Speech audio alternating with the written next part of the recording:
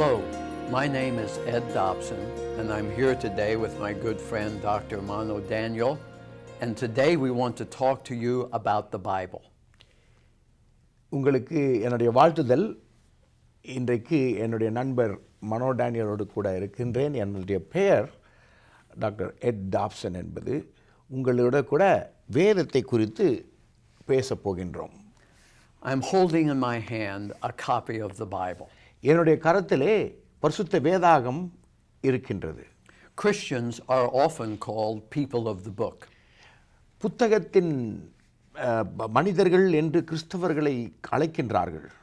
By that we mean that Christians are committed to the Bible. அதனுடைய அர்த்தம் என்னவென்றால் கிறிஸ்தவர்கள் கிறிஸ்தவர்கள் என்று சொல்லுவார்கள் வேதத்தை பின்பற்றுபவர்களாக இருக்கின்றார்கள். They love the Bible, they study the Bible, and the Bible is the standard for their life. வேதத்தை நேசிக்கின்றார்கள், அதை ஆராய்ந்து படிக்கின்றார்கள், தங்களுடைய வாழ்க்கையை வழிகாட்டியாக வேதத்தை வைத்துக் கொண்டிருக்கிறார்கள். Now obviously there are many religious books in the world. இந்த உலகத்திலே பல புத்தகங்கள் மத புத்தகங்கள் உண்டு. So what makes the Bible unique? மற்ற மத புத்தகங்களுக்கும் வேத புத்தகத்துக்கும் என்ன வித்தியாசம் இருக்கின்றது? The Bible was written over a period of 1400 years. 1400 ஆண்டுகள் உடைய நாட்களிலே இந்த வேதாகம் எழுதப்பட்டது. So from the first part that's written to the last part that's written is a span of 1400 years.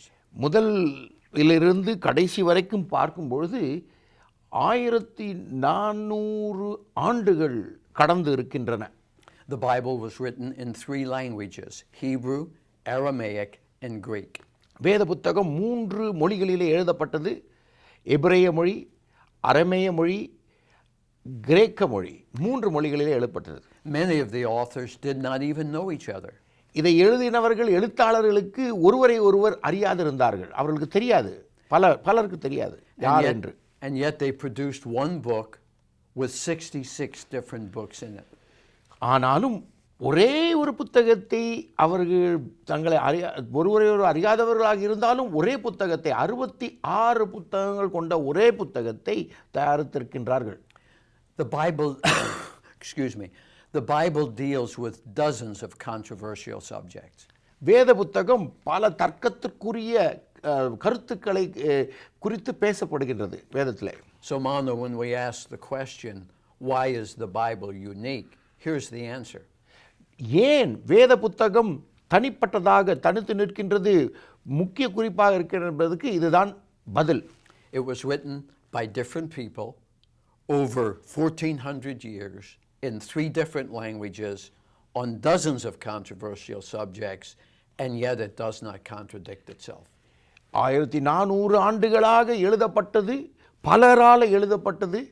அப்படி இருப்பினும் பல தர்க்கத்திற்குரிய கேள்விகளை குறித்து அதனுடைய கருத்துக்களை குறித்து எழுதப்பட்டது. ஆனாலும் ஒரே புத்தகமாக திகழ்கின்றது. இதுதான் வேதத்தினுடைய ஒரு அதிசயம். The chances of that happening statistically are very remote. நீங்கள் எண்ணிக்கையிலே பார்ப்போம் என்றால், உலக பிரகாரமாக பார்ப்போம் என்றால் அது நடக்கக்கூடாத ஒரு காரியமாக இருக்கிறது, இப்படி ஒருங்கிணைத்து இருப்பது. So we can say of all the religious books in the world, the Bible is unique and different. நாம் தைரியமாக சொல்லலாம், உலகத்திலே இருக்கிற பல வேதங்கள் மத வேத புத்தகங்கள் காட்டிலும் பரிசுத்த வேதாகமும் முக்கியத்துவம் வாய்ந்தது, அது தனி குறிப்பு வாய்ந்தது என்பதற்கு அர்த்தம் இதுதான். Christians talk about the Bible being inspired. கிறிஸ்தவர்கள் வேத புத்தகம் பரிசுத்தாவியானவராலே ஏவப்பட்டு எழுதப்பட்டது என்று பேசுகிறார்கள். So Mano, the question we need to ask today is, what does that mean? பரிசுத்த வேதாகமும் பரிசுத்தாவியானாலே ஏவப்பட்டு எழுதப்பட்டது என்பதற்கு அர்த்தம் என்ன என்பது அந்த கேள்வியை நாம் இன்று கேட்க வேண்டும். After all religious books claim to be inspired. எல்லாம் பார்ப்பீர்கள் என்றால் எல்லாம் ஏவப்பட்டு எழுதப்பட்டது தான் என்று சொல்லுகிறார்கள், எல்லா புத்தகங்களையும். Even novels claim to be inspired. நீங்கள் பார்ப்பீர்கள் என்றால் கதை புத்தகங்கள் கூட ஏவப்பட்டு அல்லது ஊக்குவிக்கப்பட்டு எழுதப்பட்ட புத்தகங்கள் என்று சொல்லுகிறார்கள். So in what way is the Bible inspired? ஆனால் இந்த புத்தகத்துக்கும் பரிசுத்த வேதாகமத்திற்கும் மற்றதற்கும் வித்தியாசம் என்ன? And we want to look at the Bible itself and what it says about itself. நாம் வேதத்தையே பார்த்து அது தன்னை குறித்து என்ன சொல்லுகிறது என்பதை குறித்து நாம் பார்க்கலாம். First of all, excuse me, the Bible talks about the source of inspiration. முதலிலே நாம் பார்க்கும்பொழுது அந்த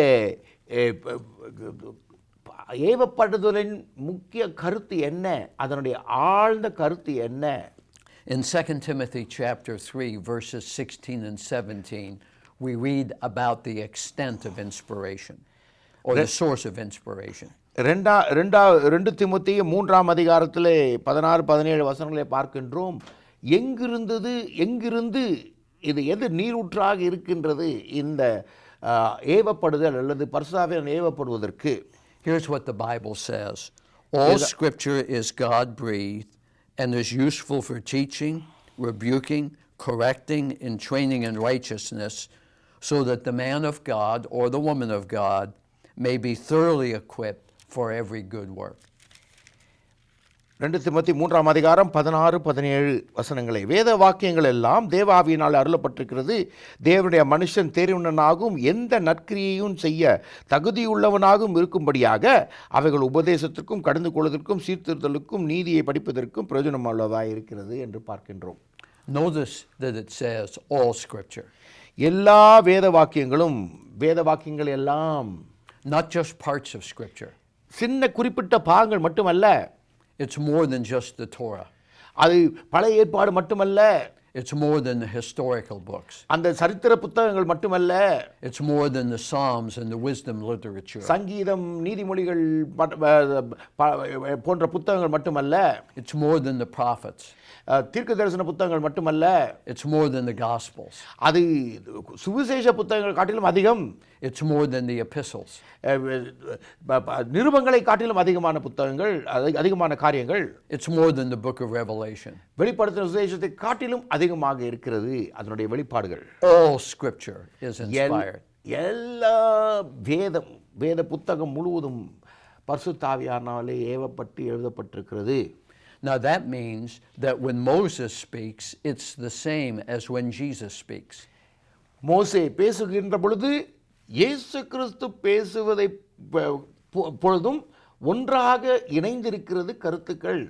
Mano, I know some people argue that what Jesus says is more important than what Paul says or Peter says or John says. சிலர் சொல்லுகிறார்கள், மனோ, இயேசு கிறிஸ்து சொல்லுவதுதான் மிகவும் முக்கியம். பவுல் அப்போஸ்தலன் சொல்வதோ, யோவான் சொல்வதோ, அல்லது பழைய ஏற்பாட்டின் தீர்க்கதரிசிகள் சொல்வதோ அதெல்லாம் முக்கியம் இல்லை. இயேசு என்ன சொல்கிறாரோ அதுதான் முக்கியம் என்று சிலர் சொல்கிறார்கள். After all, it's Jesus speaking. ஏனென்றால் இயேசு கிறிஸ்து பேசுகிறாரே, அது முக்கியமாக தான் இருக்க வேண்டும். But this text tells us that all scripture is inspired. ஆனால் இங்கு பார்க்கின்ற வசனத்தை பார்க்கும் பொழுது என்னவென்றால் எல்லா வசனங்களும், எல்லா வார்த்தைகளும், தேவ வசனம் எல்லாம் பரிசுத்த ஆவியானவரால் ஏவப்பட்டிருக்கு. What Paul says is just as inspired as what Jesus says and as what Moses says. எப்படி பவுல் அப்போஸ்தலர் சொல்லுவது, மோசே சொல்லுவது, இயேசு சொல்லுவது, வேதத்தில் இருக்கிற எல்லா வசனங்களும் பரிசுத்த ஆவியானவரால் ஏவப்பட்டு எழுதப்பட்டது. Now the text says that all scripture is God-breathed. வேத வாக்கியங்கள் எல்லாம் தேவ ஆவியினால் அருளப்பட்டிருக்கிறது என்று சொல்லப்படுகிறது வேதத்தில். The words God-breathed is one word in the Greek text. அந்த தேவ ஆவியினாலே அருளப்பட்டிருக்கிறது என்று சொல்வது ஒரே வார்த்தை தான் கிரேக்க மொழியில் இருக்கிறது. It's the word theopneustos.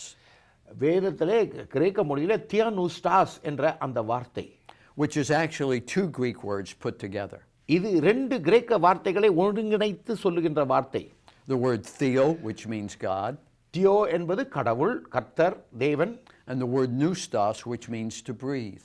நூஸ்டாஸ் என்பது சுவாசிப்பது, அல்லது காற்றை ஊதுவது, சுவாசத்தை ஊதுவது.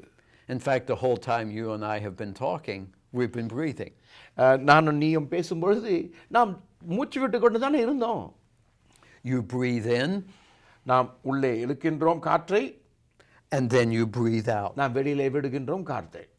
And the Bible claims for itself that all of Scripture has been breathed out by God.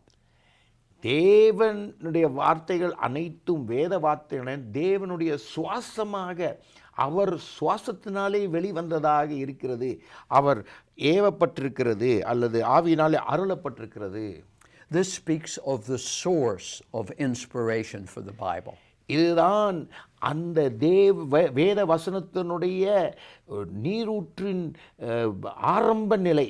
அது அங்கிருந்து தான் வருகிறது. It is sourced in God. தேவனிடத்திலிருந்து தான் அது ஆரம்பிக்கிறது. God is the one who breathed out his word. தேவன்தான் தன்னுடைய வார்த்தையை சுவாசித்து நம் மீது ஊதுகின்றவராக இருக்கிறார். அதன் மூலமாக தான் நமக்கு கிடைத்தது இந்த வேத வசனம்.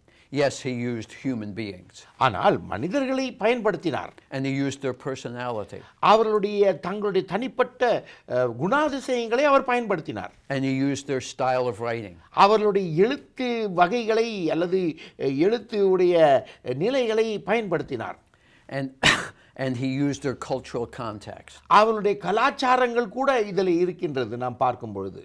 But the ultimate source of the Bible is in God himself. ஆனால் வேத புத்தகத்தின் அனைத்து வார்த்தைகளும் எப்படிப்பட்ட கலாச்சாரமோ எப்படிப்பட்ட எழுத்தோ எல்லாம் தேவனிடத்திலிருந்தான் ஆரம்பிக்கிறது. It's beyond human effort, Mano. அது மனிதனுடைய தன் பலத்தினாலே வருகின்றது அல்ல. It's beyond human wisdom. தன்னுடைய ஞானத்தினாலே மனித ஞானத்தினாலே வந்தது அல்ல இந்த புத்தகம். It's beyond human ideas. அது மனிதனுடைய எண்ணத்திற்கு அப்பாற்பட்டதாக இருக்கின்றது. This book, the Bible, has been breathed out by God. இந்த வேத புத்தகமானது தேவனாலே சுவாசித்து வெளிவந்ததாக இருக்கிறது. It's sourced in God. தேவனிடத்திலிருந்து ஆரம்பிக்கிறது. Well, if it's sourced in God, Mano, then the question becomes, how did we receive it? இது தேவனிடத்திலிருந்து வந்தது அல்லது சுவாசத்தினாலே வந்தது அது என்று சொன்னால் எப்படி நமக்கு இது கிடைத்தது? And that leads us to our second point, the means of inspiration. இது இப்பொழுது நாம் இரண்டாவது குறிப்புக்கு வருகின்றோம். எப்படி அது நடந்தது என்பதை குறித்து பார்க்க போகின்றோம். In 2 Peter chapter 1 verse 21, we read about the source of about the means of inspiration. 1 பேதுரு 21ஆம் அதிகாரம் 21ஆம் வசனம். Here's what Peter says. For prophecy never had its origin in the will of man, but men spoke from God as they were carried along by the Holy Spirit. 1 பேதுரு 1ஆம் அதிகாரம் 21ஆம் வசனம். தீர்க்க தரிசனமாவது ஒரு காலத்திலும் மனுஷனுடைய சித்தத்தினாலே உண்டாகவில்லை. தேவனுடைய பரிசுத்த மனுஷர்கள் பரிசுத்த ஆவியினாலே ஏவப்பட்டு பேசினார்கள். So when David was writing the Psalms, it wasn't exclusively his own will or desire to write the Psalms. சங்கீதத்தை எழுதும் பொழுது தாவீது அரசன் தன்னுடைய சுய சித்தத்தினாலோ தன்னுடைய சுய எண்ணத்தினாலோ எழுதவில்லை. And when Isaiah wrote the book of Isaiah, it wasn't the will of Isaiah to simply write a book. ஏசாயா தீர்க்க தரிசன புத்தகத்தை எழுதும் பொழுது தன்னுடைய சுய சித்தத்தினாலே எழுதவில்லை. And Mano, the same can be said of Matthew and Mark and Luke and John and Paul and John and Peter.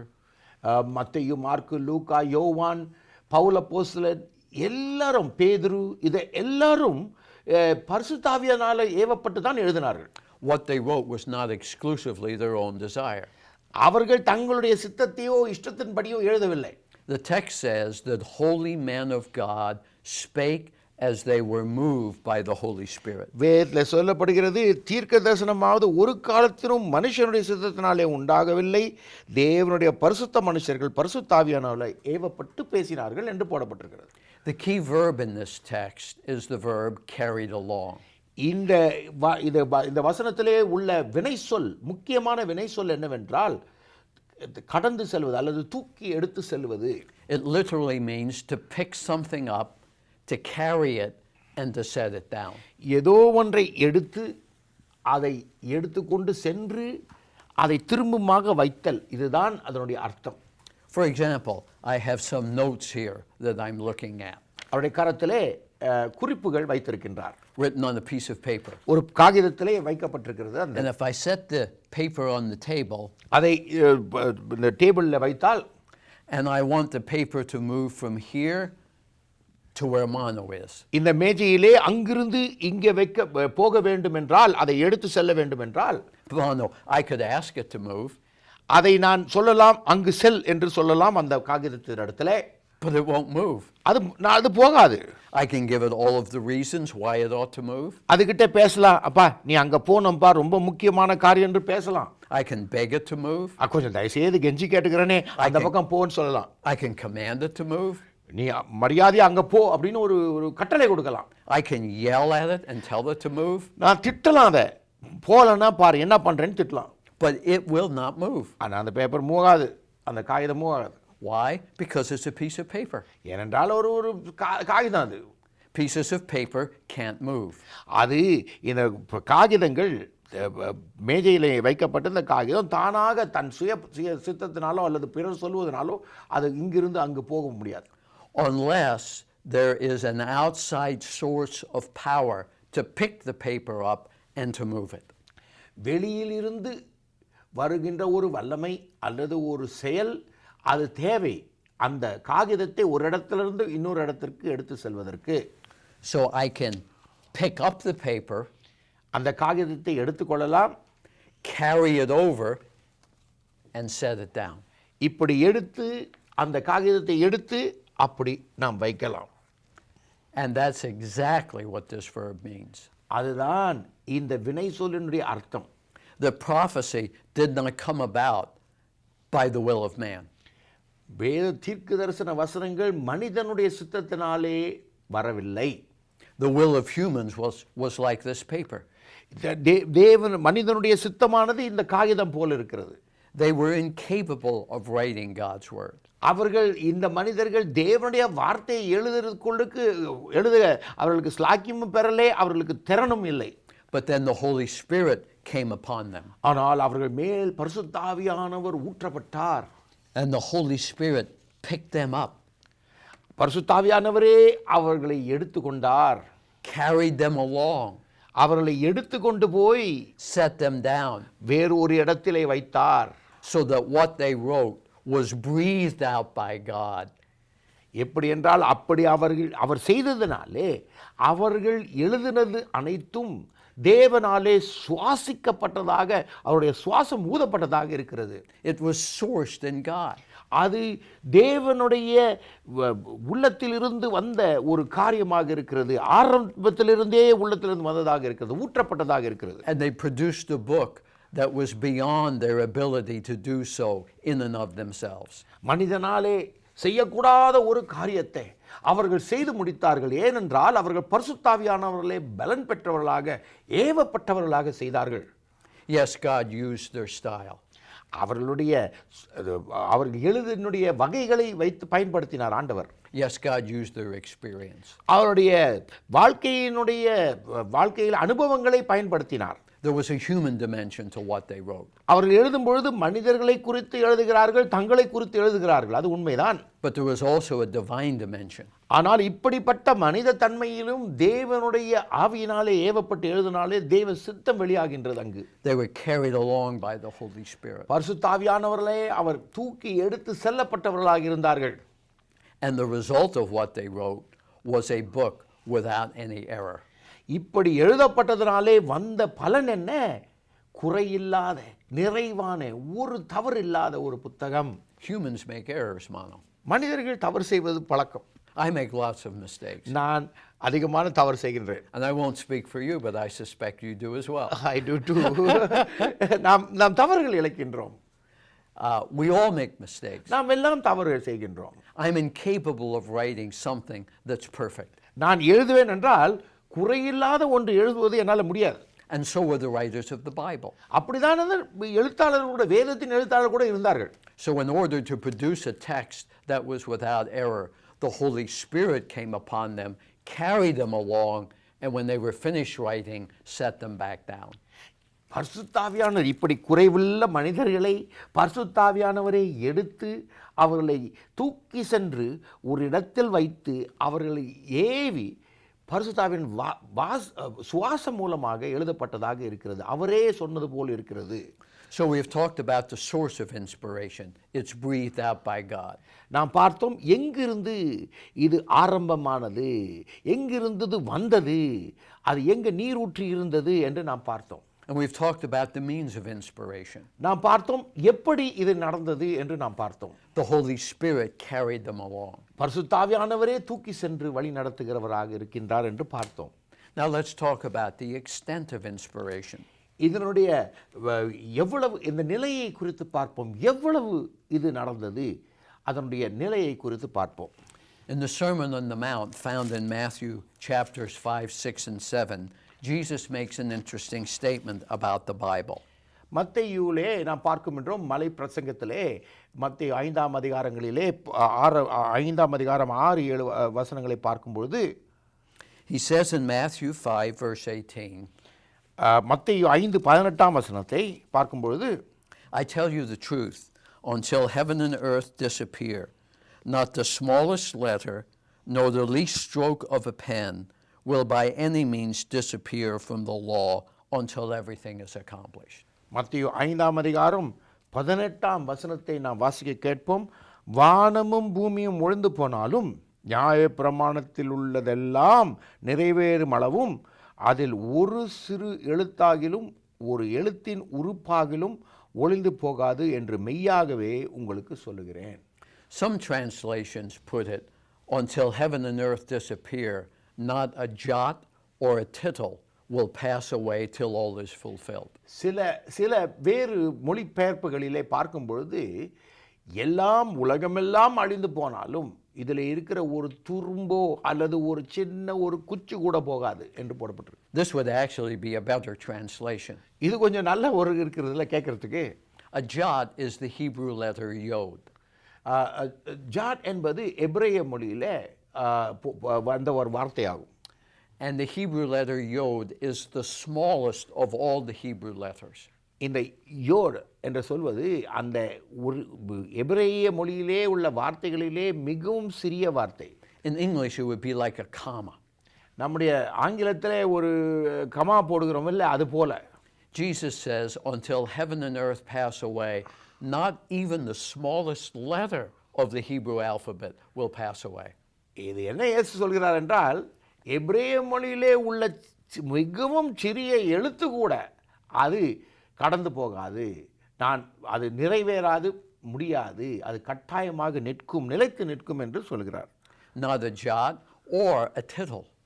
அது என்னவென்றால் ஒரு சின்ன ஒரு குட்டி புள்ளியாகிலும் அல்லது ஒரு கமாவாகிலும் ஒன்றுமே அது போகாது என்று போடுகிறார்.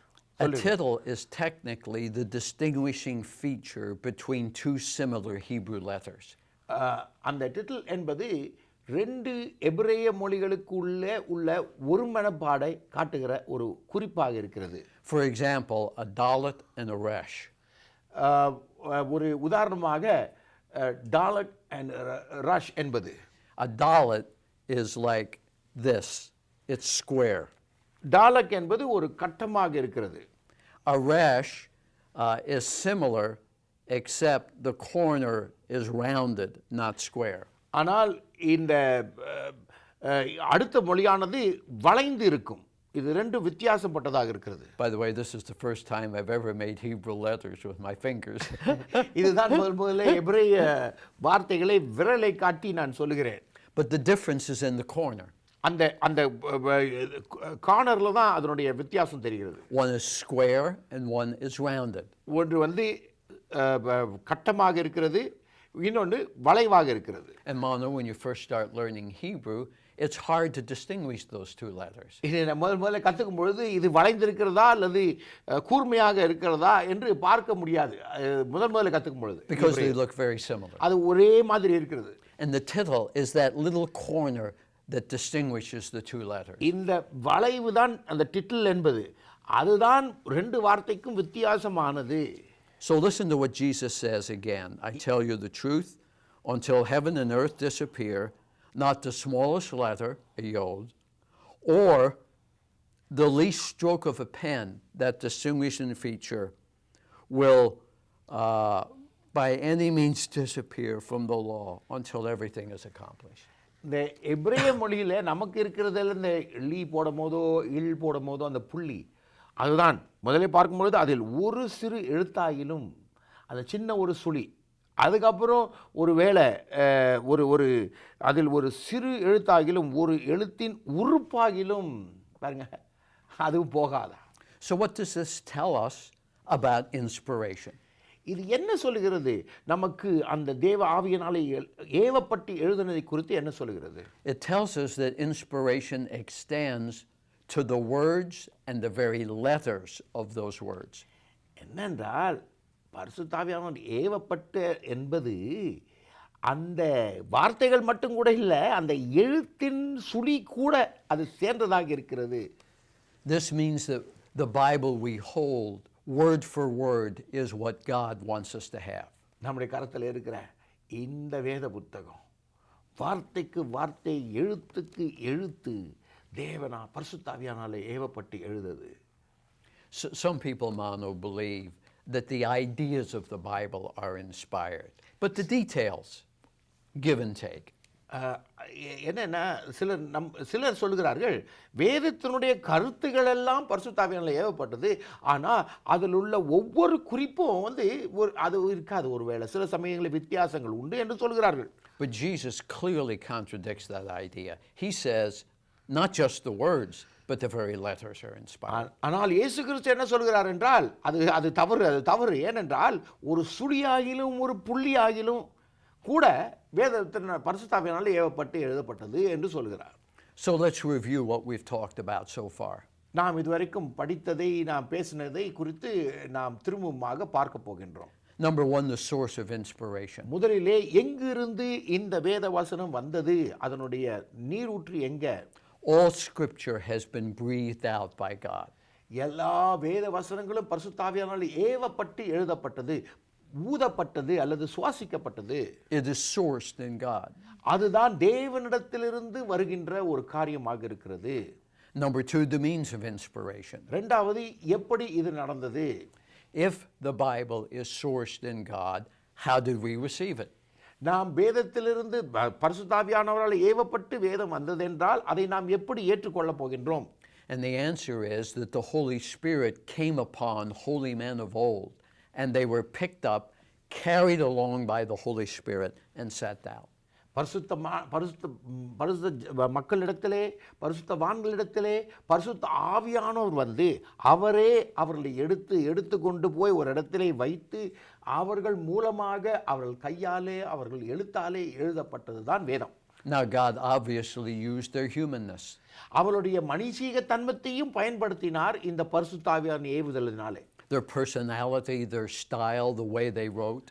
அவர்களுடைய குணாதிசயங்கள், அவர்கள் எழுத்தின் வகைகள் அல்லது ஸ்டைல் என்று சொல்வது அல்லது அவர்கள் எழுதுகின்ற வார்த்தைகள் எல்லாவற்றையும் பயன்படுத்தினார். But they were carried along by a power beyond themselves, the Holy Spirit. ஆனால் அவர்களுக்கு மேற்பட்ட அவர்களை காட்டிலும் அதிகமான வல்லமையினாலே பரிசுத்த ஆவியானவரால் ஏவப்பட்டு எழுதுகிறார்கள். And then third, the extent of inspiration. மூன்றாவது அதனுடைய நிறைவு. How inspired is the Bible? இதனுடைய எப்படி வேத புத்தகம் எவ்வளவு நிறைவான பரிசுத்த ஆவியானவரால் நிறையப்பட்டிருக்கிறது? Every word comes from God. எல்லா வார்த்தைகளும் சுழிகளும் புள்ளிகளும் தேவனிடத்திலிருந்து வருகின்றது. Not a jot or a tittle will pass away till all is fulfilled. ஒரு புள்ளியாகிலும் ஒரு சுழியாகிலும் கூட அது கடந்து போவதில்லை. தேவனுடைய சித்தத்திலிருந்து தேவனுடைய வார்த்தை கடந்து போவதில்லை, அழிய போவதில்லை. Now, Mano, all of the verses we've looked at today are specifically in reference to the Hebrew Scriptures. நாம் வார்த்தைகள் எல்லாம் எபிரேய மொழியை குறித்து தான் நாம் பார்த்தோம். So the question we want to deal with next time is, what about the New Testament? Is it inspired? நாம் பார்த்தது எபிரேய மொழியை குறித்து தான் நாம் பார்த்தோம். ஆனால் புதிய ஏற்பாட்டை குறித்து கிரேக்க மொழியை குறித்து நாம் பார்க்க போகின்றோம் அடுத்த முறை. So we'll take up that question next time. அடுத்த முறை அந்த கேள்வியை பார்க்க போகிறோம்.